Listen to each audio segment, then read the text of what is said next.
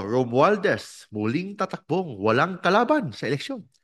So si Speaker Martin Romualdez tatakbong congressman sa kanyang distrito doon sa Tacloban sa Leyte na walang kalaban. Alam ko may kalaban si Tita Nene, Neneng Nene.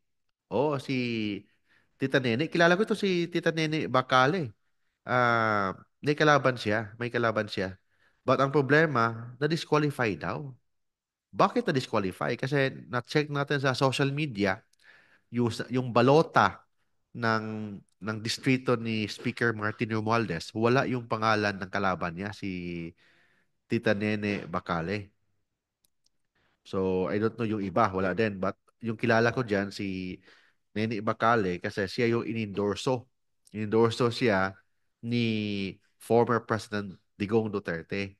Same time, kilala ko po si Tita Nene Bacale. And I don't know bakit siya na-disqualify. Alam ko, she is from Leyte. Hindi ko lang alam, baka, ang narinig ko lang ha, hindi daw qualified with respect sa kanyang residency. Kasi ang requirement kasi to be a congressman, at least 1 year uh, voter and registered voter and resident sa distrito kung saan ka tatakbo at least 1 year. Oh, basahin natin ang batas. Okay? Very clear ang batas. 1987 Philippine Constitution. Uh, ang mga requirements sa Philippine Constitution, ito yon. Ano yung requirement? You must be a natural born citizen of the Philippines. At least 25 years old. So, si Tata Nene, I'm sure, natural born Pinay yan. Pilipinang-Pilipina talaga yan. Waray talaga yan, si Tita Nene. At least 25 years old, yes. More than 25 na si Tita Nene. Mas matanda na yan. Tita nga tawag ko kasi matanda na eh. So, more than 25 years old na siya. I think mga 60s or basta mga 60s ang age po ni Nene Bacale. A registered voter in the district. Botante siya. Possible, botante siya doon. And dito yata yung issue is the issue about the residency for at least 1 year before the day of the election. So, hindi ko alam kung qualified ba si Tita Nene with respect sa residency. Kasi requirement yan. Maybe doon siya na hanapan ng butas. So we do not know. What kailangan, dapat mag-file ng MR si Tita Nene para malagay yung pangalan niya doon sa balota. Para at least may kalaban man lang si Speaker Martin Romualdez. May kalaban siya para tingnan natin ang totoong eleksyon pag may kalaban. Pag walang kalaban kasi parang ang mga politiko, pag walang kalaban, hindi na nangumpanya, mayabang na kasi sure winner na sila. Yun normal. So, mas paganda may kalaban. So, at least may isa man lang na kalaban. And one of the kalaban sa politika ni Speaker Martin Romualdez, si Nene Bacale. So, sana i-reconsider yung kanyang qualification ng mga ng COMELEC. Bakit kaya na-disqualify siya? Maybe, I don't know ha, kasi ang narinig ko about the residency. So, hindi ko masasabi kung taga doon talaga siya sa distrito na yan kasi I know her but hindi ko alam kung saan ang bahay niya. Maybe the best person to answer that is Nene Bacale but I'm sure sana ang COMELEC tingnan niya.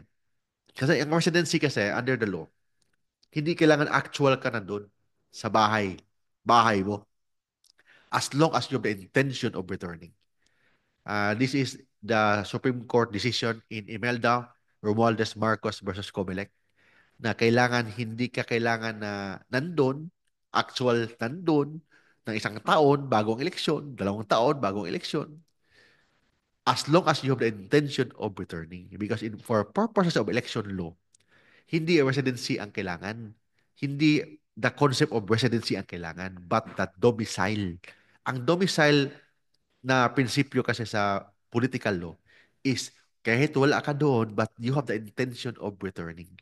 So, doon mo mabilang. Like for me, maybe I'm here in Metro Manila, but I have the intention of returning in my hometown. So, yun yan.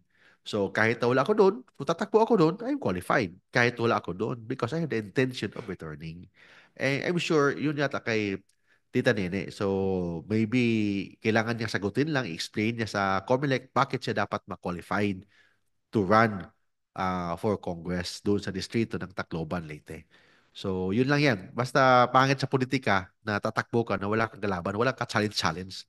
Mas maganda, may kalaban para taong bayan may opportunity na mamili kung sino ang karapat-dapat nila na iboto this coming election. Kasi pag isa lang, walang kalaban, walang choice.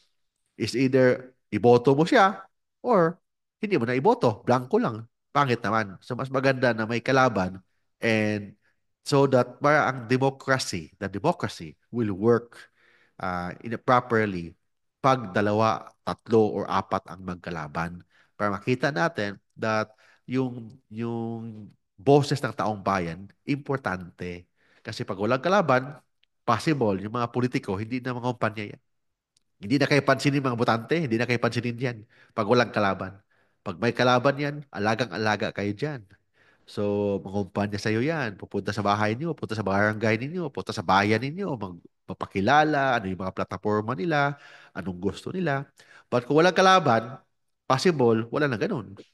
So, for me, for ang demokrasya mag-work, dapat may pagpilian ang taong bayan. Yun ang masasabi ko with respect sa campaign doon sa Tacloban. Kung totoo man na na-disqualify lahat ng kumakalaban kay Speaker Martin Romualdez doon sa Tacloban, Leyte.